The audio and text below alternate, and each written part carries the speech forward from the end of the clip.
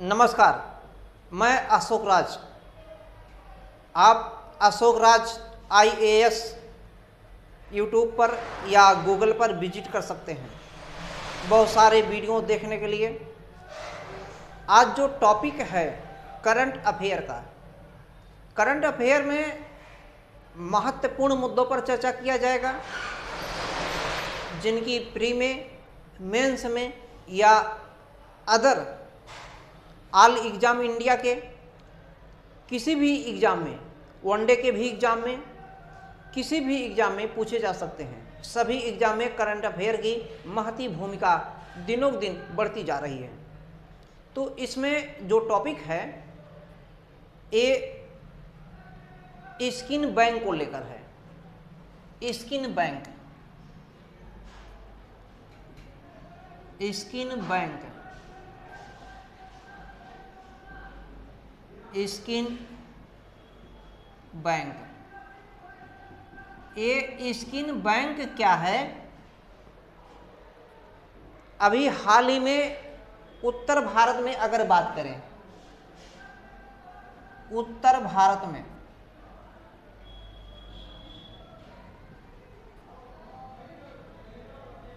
ये स्थापित किया गया है, इसका शुभारंभ किया गया है अभी हाल ही में उत्तर भारत में। पहला, उत्तर भारत में पहला स्थापित हुआ है।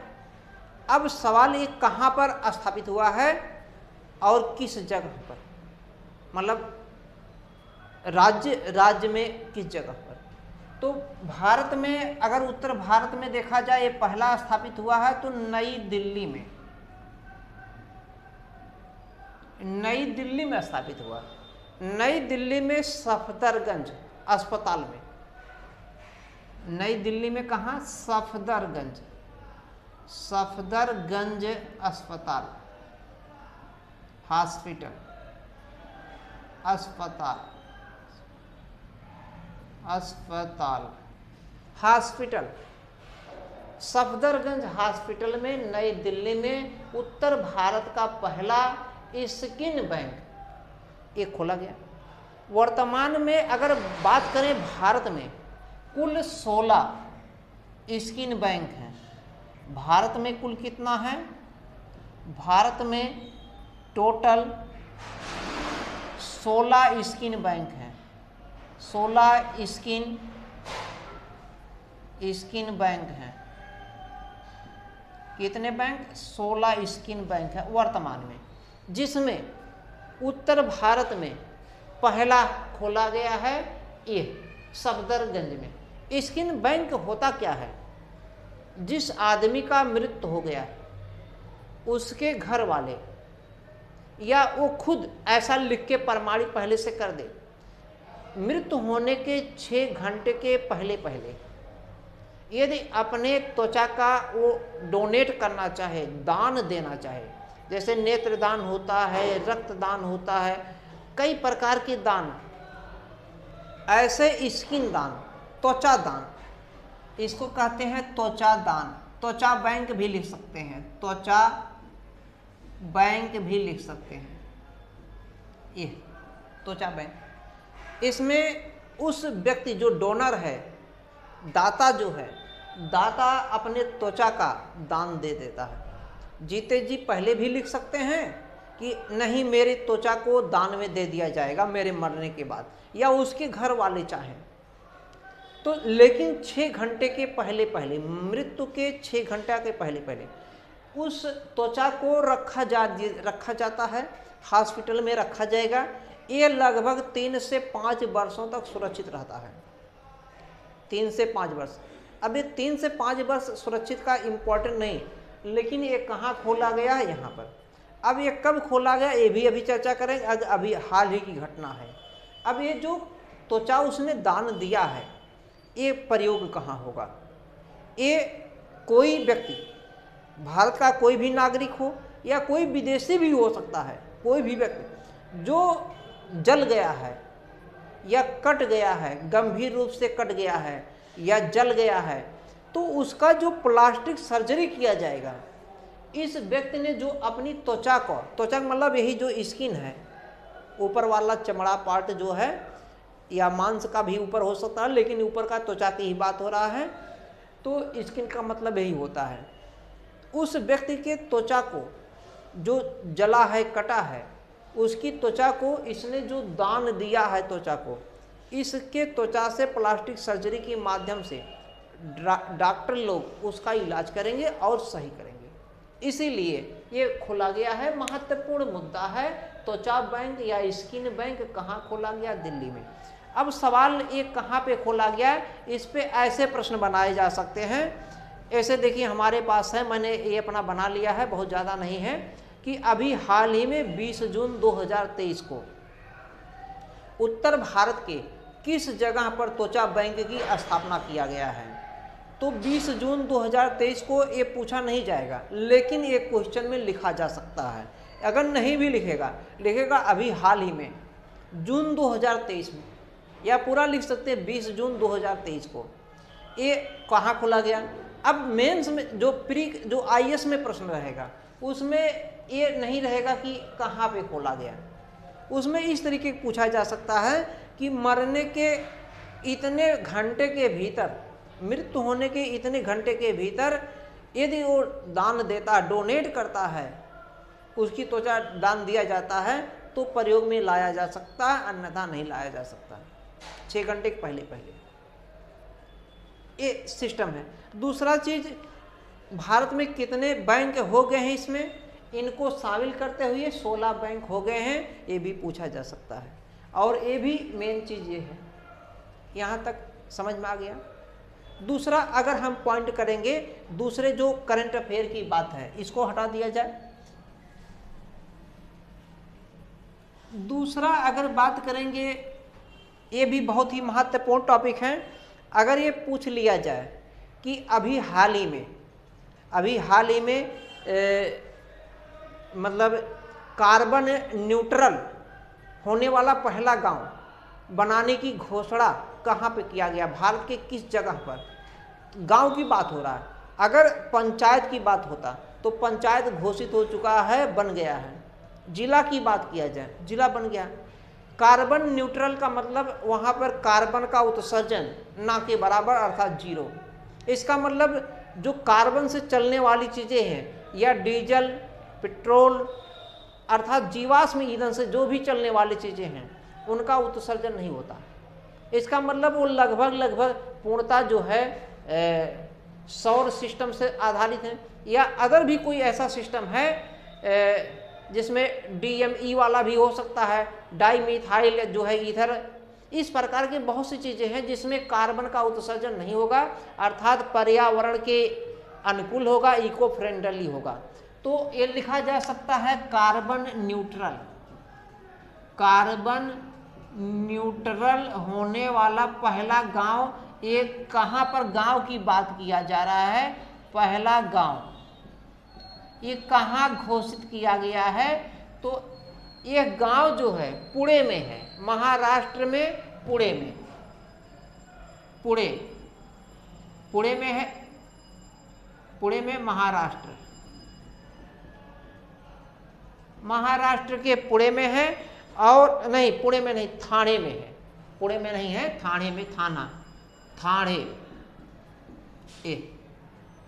थाने में है, ये ध्यान देना है, मैं भी मिस्टेक हो रहा था।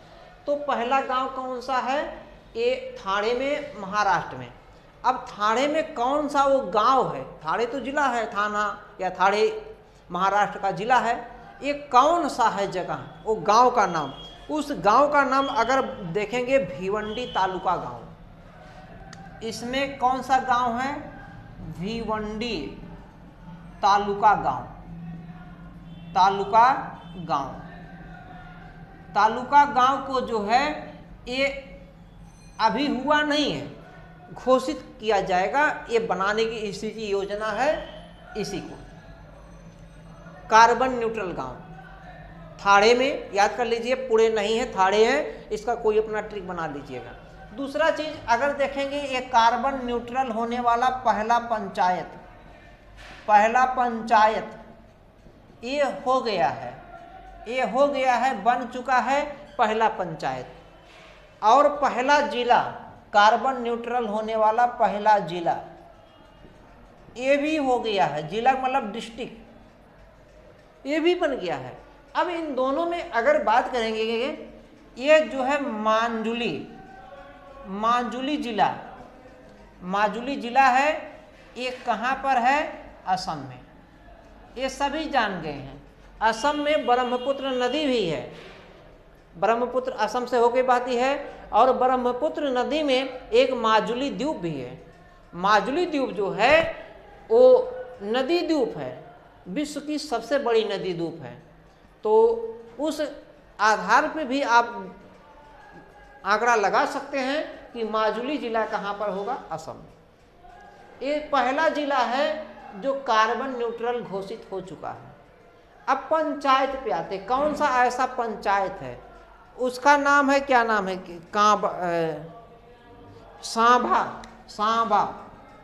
सांबा। ये सांबा जो है पंचायत है। ये कहाँ पर पंचायत है? ये जम्मू कश्मीर में है। जम्मू कश्मीर में सांबा जिला है। पल्ली, पंचायत का नाम है पल्ली। पल्ली ये पंचायत का नाम है, और ये पड़ता कहाँ पर है? सांबा जिला में। सांबा जिला में पड़ता है, और सांबा जिला ये कहाँ है? जम्मू कश्मीर, J&K, जम्मू कश्मीर के सांबा जिला में। जम्मू कश्मीर के सांबा जिला में पल्ली पंचायत है। ये पल्ली पंचायत पहला पंचायत है जो कार्बन न्यूट्रल हो गया। यहाँ इस पर जो है, इन पे लोग कम ध्यान देंगे और ये पूछे जाने की संभावना प्रबल बनती है।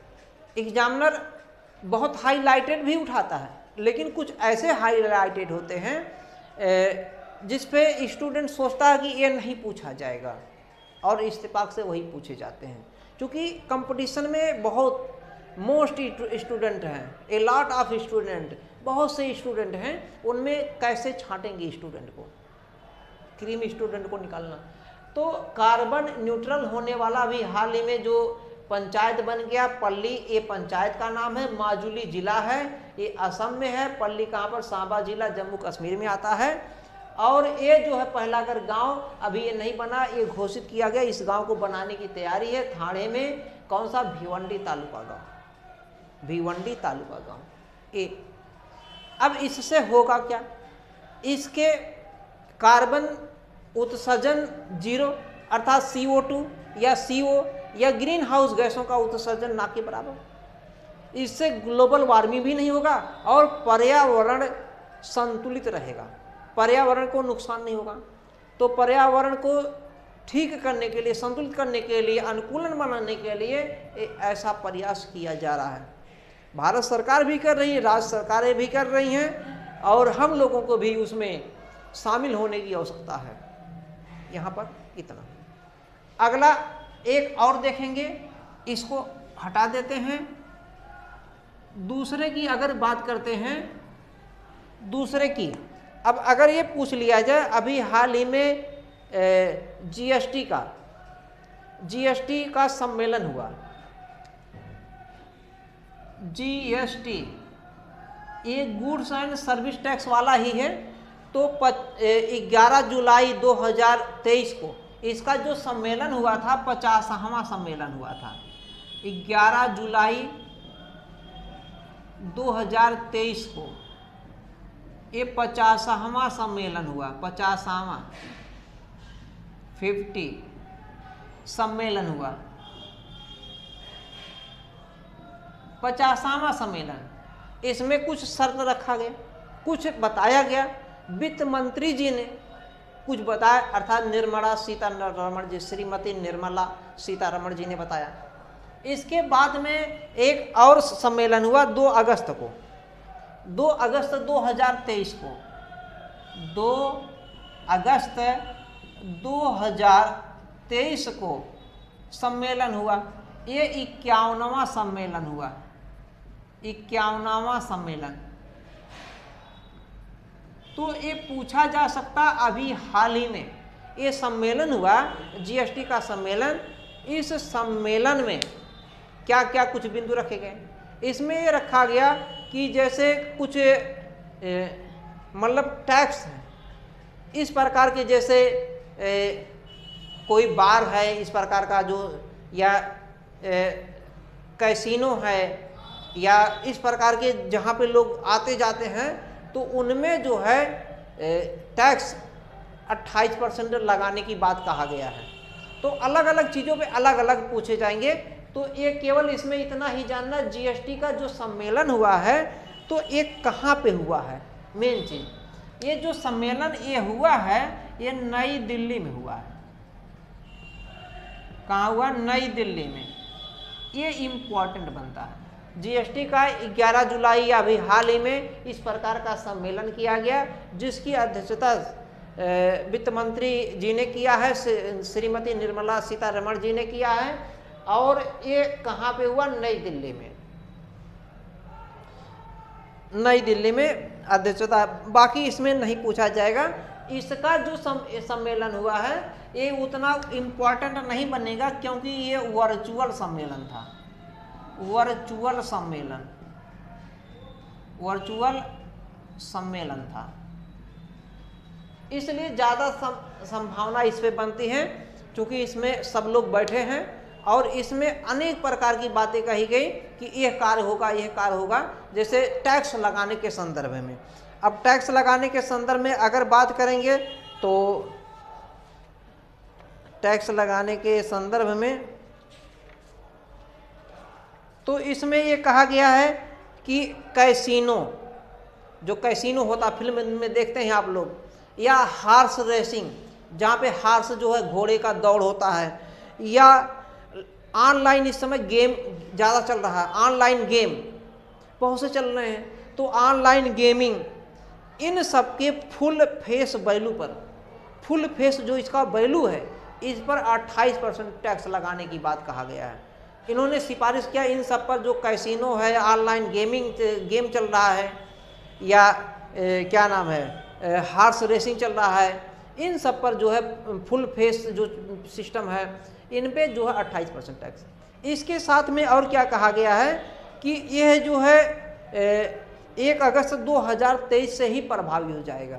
1 अगस्त 2023 से ही प्रभावित हो जाएगा जो टैक्स लगने वाला सिस्टम होगा। और इसके साथ में कहा इन्होंने 4 जो वस्तु हैं, 4 वस्तु पे इसमें बिना पकाए हुए, बिना तले हुए और तैयार किए गए स्कैन पैकेट या फिश सॉल्युबल पेस्ट या एलडी स्लैग या नकली जरी धागा पर जो है 18% जो टैक्स लगता था, अब वो टैक्स कम करके 18% कर दिया जाएगा। तो 5%, 18 से घटा करके 5%। तो ये उतना इम्पोर्टेंट नहीं, केवल वही 28% का इम्पोर्टेंट था कि जो कैसीनो है, हार्स रेस है और जो ऑनलाइन गेम है, इन पे 28% टैक्स, वो टैक्स ज़्यादा लग रहा है ना, और मेन चीज़ है वो ज़्यादा इम्पोर्टेंट है, बाकी इम्पोर्टेंट नहीं। लेकिन ये पूछा जा सकता है, ये यहाँ तक हो गया। अब अगर एक बात और करेंगे, सूरीनाम, नाम सुने होंगे, सूरीनाम दक्षिण अमेरिका का द्वीप है। सूरीनाम का सर्वोच्च नागरिक सम्मान अगर बात करते हैं, इसको हटा दिया जाए तो सूरीनाम अगर देखेंगे सब लोग, सूरीनाम ये है उत्तरी अमेरिका, ये है दक्षिणी अमेरिका, ये यहाँ पर एक देश है सूरीनाम। सूरीनाम ये देश है, सूरीनाम का सर्वोच्च जो पुरस्कार दिया गया है, सूरीनाम का ये देश है, सूरीनाम का सर्वोच्च नागरिक पुरस्कार जो मिला है वो भारत के राष्ट्रपति को मिला है। भारत के राष्ट्रपति इस समय कौन है? द्रौपदी मुर्मू। द्रौपदी मुर्मू को मिला है। सूरीनाम का सर्वोच्च नागरिक सम्मान किसे मिला है? इनको। अब देखिए होता क्या है, ये 150वें वर्षगांठ पर मिला है। होता क्या है, जब भारत में इंडिया में ब्रिटिश शासन के समय अंग्रेज लोग विदेशियों को, यानी कि भारतीयों को विदेश भेज देते थे, तो काम करने के लिए 3 वर्ष के लिए, 5 वर्ष के लिए, 8 वर्ष के लिए, इस प्रकार का नियम बना करके। और उनको लाते नहीं थे, वापस नहीं लाते थे। तो जो नहीं लाते थे वापस, तो उनमें वो लोग जो हमारे देश से गए काम करने के लिए मजदूरी के रूप में या किसी भी रूप में गए, और जब वापस नहीं आने देते थे वहीं पे वो लोग बस गए। विदेश में ही, पूरे विश्व में इंडिया के लोग कई जगह इस तरीके के बस गए, और जब बस गए तो वहीं पे रहने लगे। तो सूरीनाम में बहुत से भारतीय हैं, मॉरिशस में बहुत से भारतीय हैं, पूरे विश्व में बहुत से भारतीय मूल के।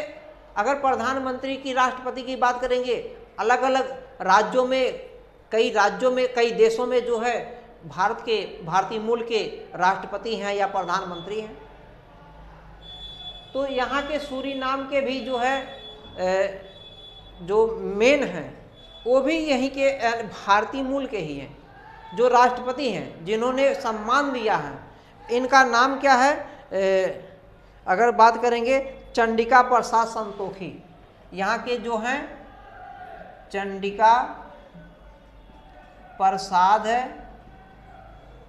संतोखी, ये सूरीनाम के हैं, सूरीनाम के राष्ट्रपति हैं, प्रेसिडेंट हैं, राष्ट्रपति। ये जो सूरीनाम के राष्ट्रपति हैं चंडिका प्रसाद संतोखी, नाम से पता भी चल रहा है ये भारतीय मूल के हैं, भारतीय मूल के। यहाँ पे सूरीनाम में भारतीय मूल के बहुत से लोग हैं, भारतीय मूल के बहुत से लोग हैं, एक दो लोग नहीं। तो ये पूछा जा सकता है सूरीनाम का सर्वोच्च नागरिक सम्मान किसे मिला है? तो ये अभी हाल ही की घटना है, ये 5 जून 2023 को मिला है। कब दिया गया है? 5 जून 2023 को, 5 जून 2023 को मिला है ये पुरस्कार। अब देखिए 5 जून, यहीं से हम लिंक कर देते हैं। 5 जून को सब जानते हैं विश्व पर्यावरण दिवस मनाया जाता, सभी जानते हैं। अब आप कमेंट करके बताएंगे ये 5 जून को जो विश्व पर्यावरण दिवस मनाया जाता है ये कब से शुरू किया गया, कब से शुरू, एक कमेंट में बताएंगे। दूसरा यहीं पे ये पूछा जा सकता है, इम्पॉर्टेंट है, जो 5 जून को विश्व पर्यावरण दिवस मनाया गया 2023 का, इसका थीम क्या रहा है? इसका थीम किसी वीडियो में इसको हमने भी डाल दिया है, कब पूरा विश्व पर्यावरण दिवस जो बता रहे हैं। तो 5 जून को मनाया जाता, कब से शुरू किया गया किसी वीडियो में भी है, और 2023 का थीम भी है। लेकिन इस वीडियो में इसको हम नहीं बता रहे हैं, ये आप कमेंट करके बताएंगे, ठीक। तो 5 जून 2023 को इनको सम्मान मिला, किसने दिया? चंडिका प्रसाद संतोखी ने, ये भारतीय मूल के सूरीनाम के राष्ट्रपति हैं। यहाँ तक हो गया, और इसमें कुछ नहीं है।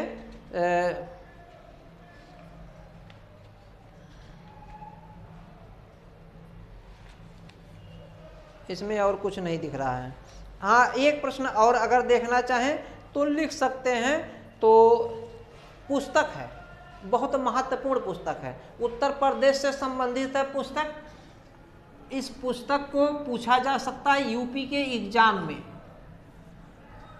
उत्तर प्रदेश वाले ध्यान दें, यूपी के एग्जाम में पूछा जा सकता है। अदर स्टेट के एग्जाम में थोड़ा कम पूछने की संभावना है, लेकिन यूपी के। पुस्तक का नाम है अजय टू योगी आदित्यनाथ,